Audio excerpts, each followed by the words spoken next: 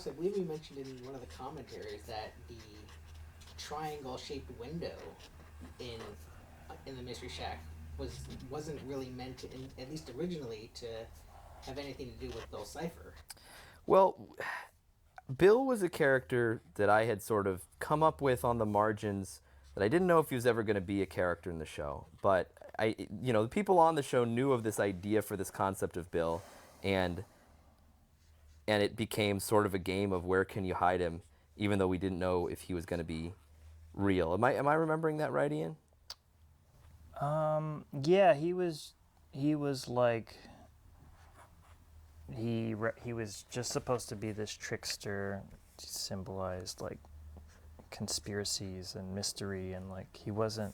I don't remember him being a big a big part of it until later. Yeah, well, the idea was that like Bill would just be a character who pops into Dipper's dreams and says just like gives hints that don't mean anything to drive Dipper crazy.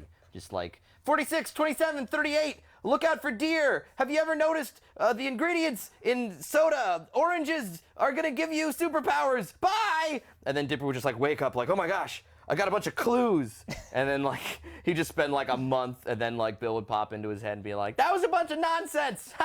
But here's some real information. Watch the skies. The third star of Omega is when Orion comes into the fourth house. Bye. And like Dipper would always fall for it. Like that's as far as we had imagined this character. But again, we didn't even know if he'd really be in the show. I remember Sean Jimenez was one of our artists who was particularly intent on hiding Bill and stuff. And I was like, yeah, great, let's go for it.